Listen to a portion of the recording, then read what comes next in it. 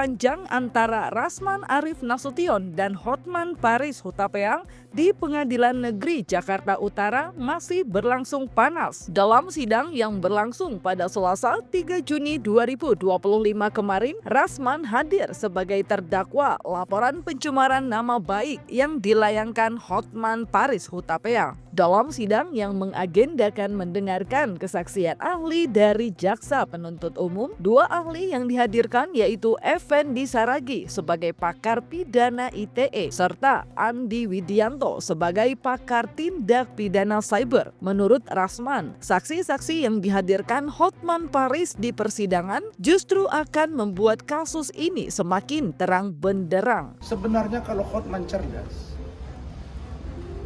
yang buat ribut ini siapa? Kan Iklim Hakim.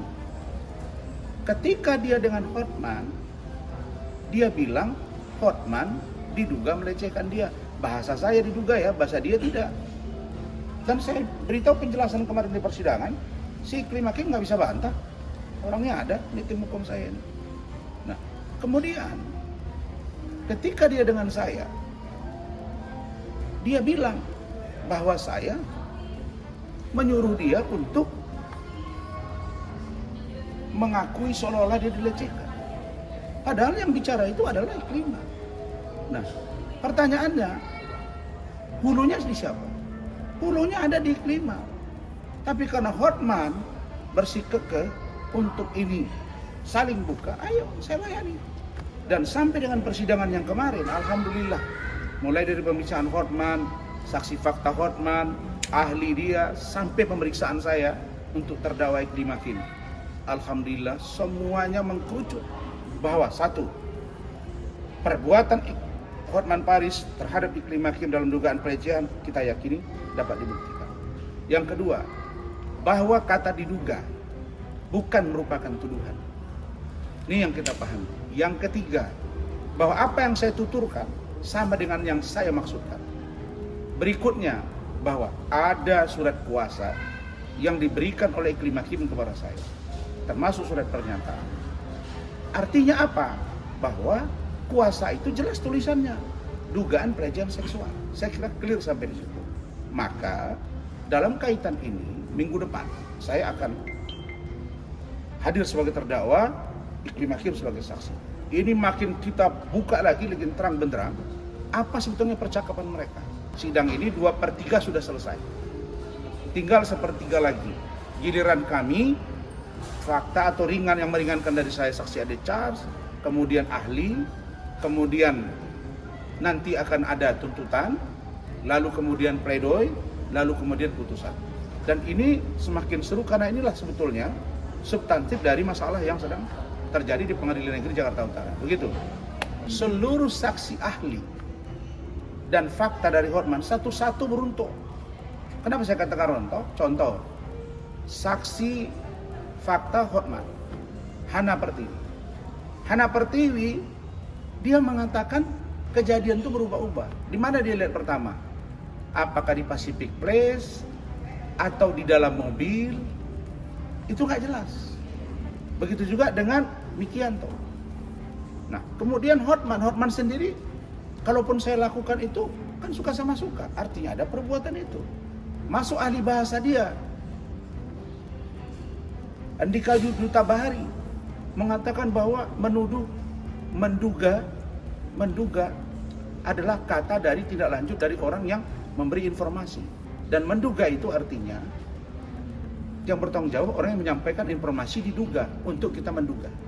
Kalau begitu dari mana informasinya? Dari Iklim Hakim. Begitu juga dengan ahli mana? Ahli advokat dia kemarin, Sugeng. Sugeng juga kita sampaikan tentang apa yang disebut dengan kode etik advokat. Nggak bisa dia jabarin, orang dia juga nggak ada di situ. Dan dia sendiri juga melaporkan seorang advokat yang katanya punya harkat martabat yang harus dijaga.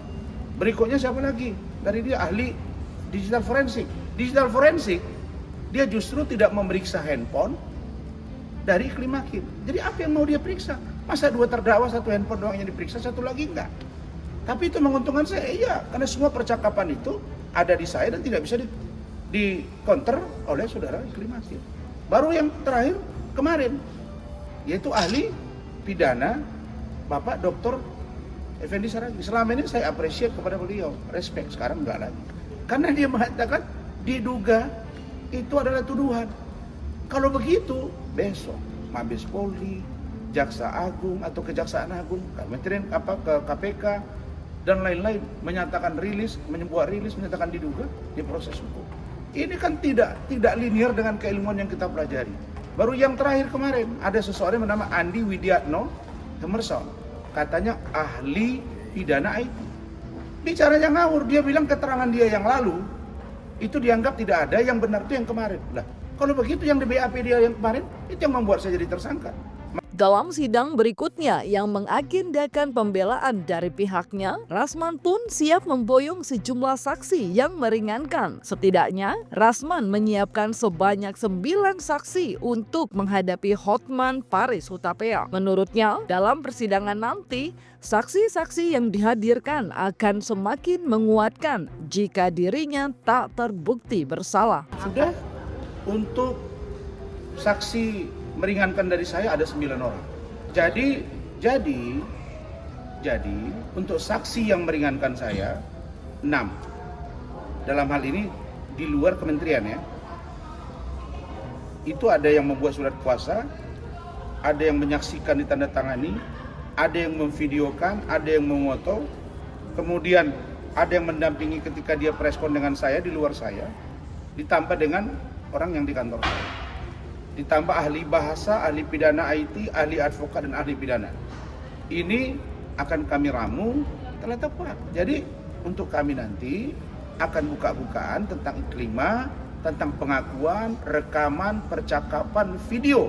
Semua akan kita ungkap bahwa satu, kita akan buktikan bahwa perbuatan pelecehan itu ada, pengakuan dari iklima itu ada, chattingan ada, rekaman suara ada, surat kuasa ada, kalimat diduga ada. Maka dalam kasus ini yang harus kena adalah Iklim Hakim. Yang kedua, saya harus bebas. Atas keyakinannya tersebut, Rasman pun siap untuk menempuh jalur hukum atas kerugian yang dialaminya. Namun, ia belum mau membocorkan apa langkah hukum yang akan diambil. Kan Hotman bilang, oh dia nggak akan mungkin laporkan. Kami akan laporkan, catatannya ada semua. Kapan saya laporkan, itu ketentuannya ada di saya. Mengumpul barang bukti semua yang telah tepat. Berikutnya apa langkah saya? Pasti akan saya ambil langkah hukum terhadap kasus ini. Apakah saya bebas atau apapun, pasti ada upaya hukum lain. Oke. Seperti yang diketahui, Rasman Arif Nasution ditetapkan sebagai tersangka dalam laporan kasus pencemaran nama baik yang dibuat Hotman Paris Hutapea pada bulan Mei 2022 lalu. Kasus ini bermula dari tudingan Rasman terhadap Hotman yang diduga melakukan pelecehan terhadap mantan asistennya Iklim Hakim. Bagi saya Hotman nggak siapa-siapa. Nggak siapa-siapa. Nothing. Kau nothing Hotman. Ya kau udah sakit-sakit. Seolah membuat perayaan atas keyakinannya bisa terbebas dari kasus hukum yang menjeratnya. Di hari yang sama dengan permasalahannya dengan Hotman Paris berlangsung, Rasman Arif Nasution membagikan sebuah video di akun TikTok pribadinya. Di situ, Rasman tampak sedang asik bernyanyi diiringi beberapa orang musisi di belakangnya. Dalam keterangan unggahannya itu, Rasman mengatakan jika bernyanyi adalah salah satu hobinya.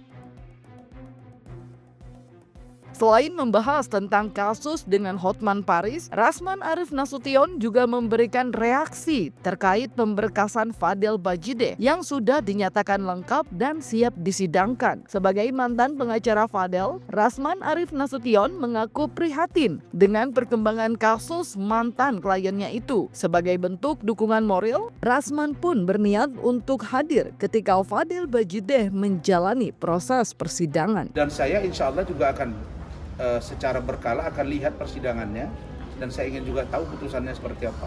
Saya hanya berharap Fadel bisa mengungkap fakta yang sebenarnya, jangan tutup-tutupi seperti apa seorang Loli yang Anda kenal, keluarganya kenal, apakah benar 10 kali dia aborsi, Apakah benar dia sulit mendapatkan uang? Apakah benar sempat dia minum air keran? Ketika akan makan harus minta-minta dulu? Apakah benar ada uang dia digelapkan? Saya kira itu harus dijawab oleh keluarga Fadel. Ya, harapan saya di sidang Fadel, kiranya Fadel berani bersuara, jangan patah semangat, jangan sedih, dan jangan prinsip saya tahu perasaan dia. Saya katakan tadi, kalaupun ada yang namanya hubungan badan dan aborsi, tentu tidak mungkin ini sepihak.